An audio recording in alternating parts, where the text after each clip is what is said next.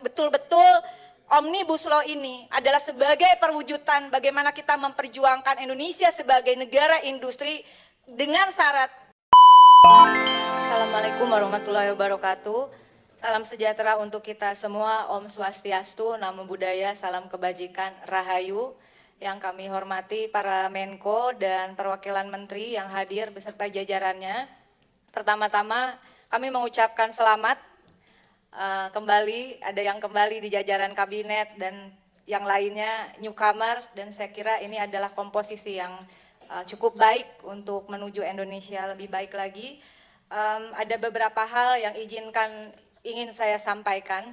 Bapak Ibu yang kami hormati, pimpinan dan anggota Baleg yang kami muliakan. Pertama, Baleg itu perwakilan dari setiap komisi, sehingga tepat kiranya bila itu disampaikan di Baleg, karena pada ujungnya prolegnas maupun prolegnas prioritas itu diputuskan di institusi Center of Law dari DPR ini adalah badan legislasi. Dan pada tanggal 4 November kemarin kita sudah ada semacam konsensus bersama untuk membentuk semacam panja Omnibus Law. Kiranya ini bisa bekerja sama dan kemudian tentu dalam membuat peraturan perundang-undangan kita berpijak pada aturan hukum yang ada, yaitu Undang-Undang 12 2011. Di sini ada yang sudah hatam kalau masalah perundang-undangan, Pak Lambok, ya, dan kemudian sudah direvisi menjadi Undang-Undang 15 2019. Jika saya salah mohon dikoreksi, Pak. Saya bukan ahli hukum, kuliah saya filsafat politik, Pak.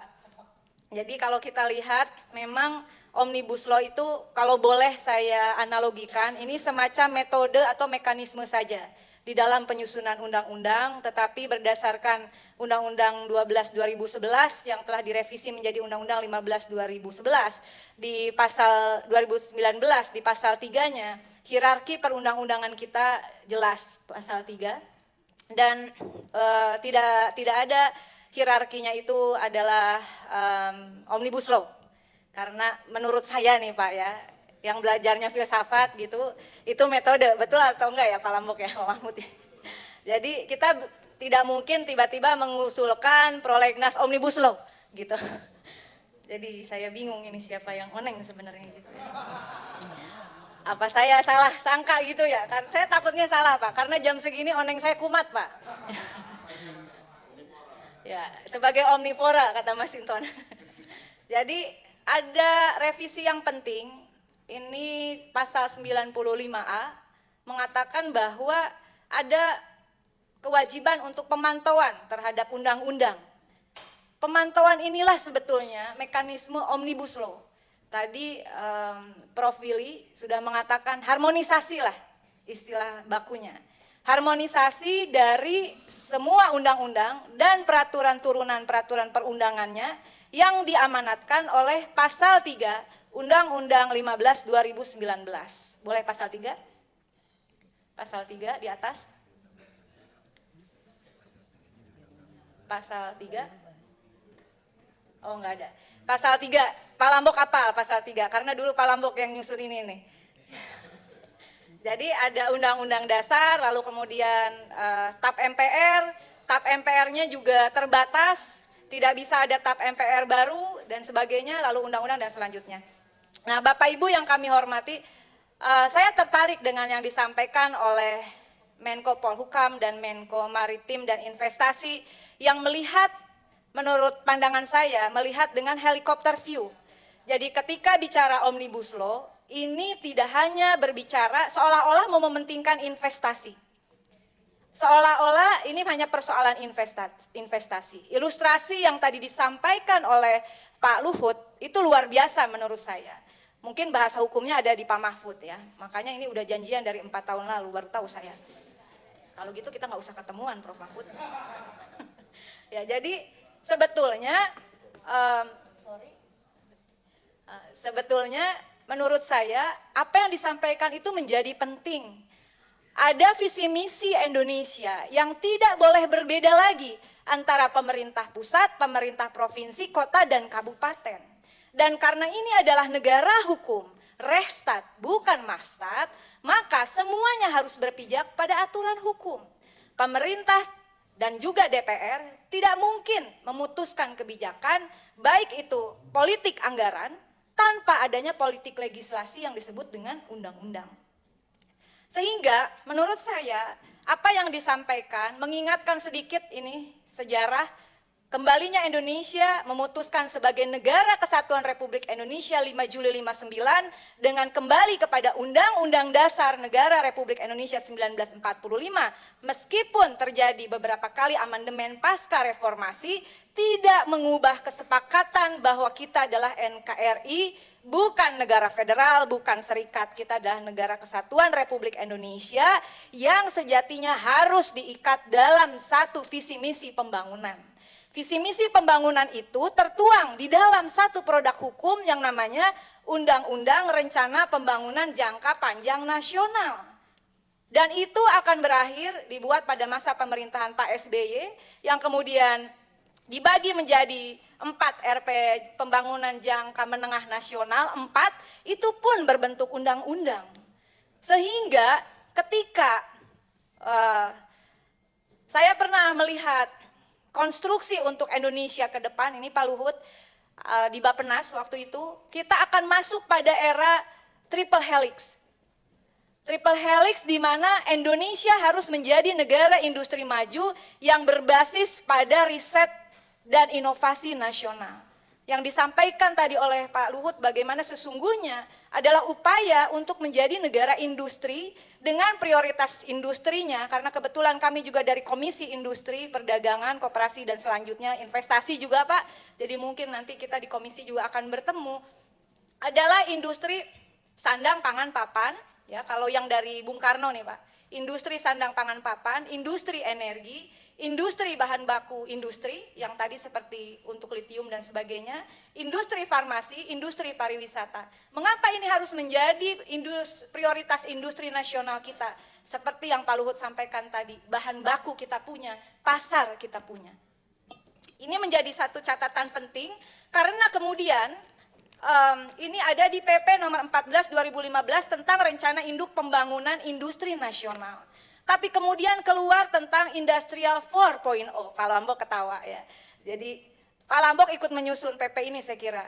Nah kemudian Industrial 4.0 ini mudah-mudahan tidak terurang dan alhamdulillah pemilunya masih 5 tahun lagi ya. Sehingga kita tidak perlu mengatakan ada yang bernomor sama misalnya begitu. Karena tidak bisa kebijakan pembangunan industri tidak berdasar kepada rencana aturan yang ada. Pemerintah, Pak Jokowi, Pak Luhut, di awal itu sudah mengeluarkan PP nomor 14 2015 yang menurut kami itu cukup baik dan sejalan dengan tadi cita-cita Bung Karno untuk Indonesia menjadi negara industri 5 bidang prioritas itu ada. Kalau kita bandingkan, maaf ini agak panjang ya Pak, supaya kita persepsinya sama.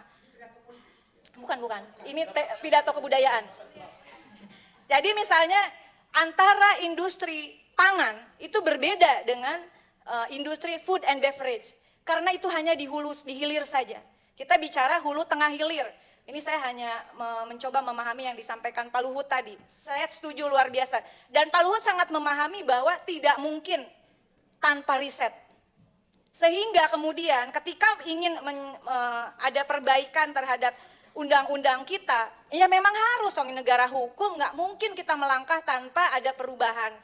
Nah, cipta lapangan kerja dan UMKM tidak mungkin dipisahkan dari Undang-Undang Nomor 11 2019 tentang Sistem Nasional Ilmu Pengetahuan dan Teknologi, yang ini menjadi landasan hukum Indonesia menjadi negara yang science atau evidence based policy, kebijakan berbasis pada ilmu pengetahuan dan teknologi.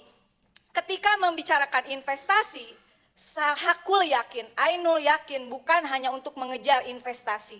Ilustrasi yang digambarkan tadi cukup konkret, bagaimana sesungguhnya cita-cita membangun Indonesia menjadi negara industri, di mana juga bukan hanya sekedar investasi masuk, makanya kemudian dikatakan cipta lapangan kerja, harus memastikan terciptanya lapangan kerja, apalagi kita sudah masuk dalam masyarakat ekonomi ASEAN.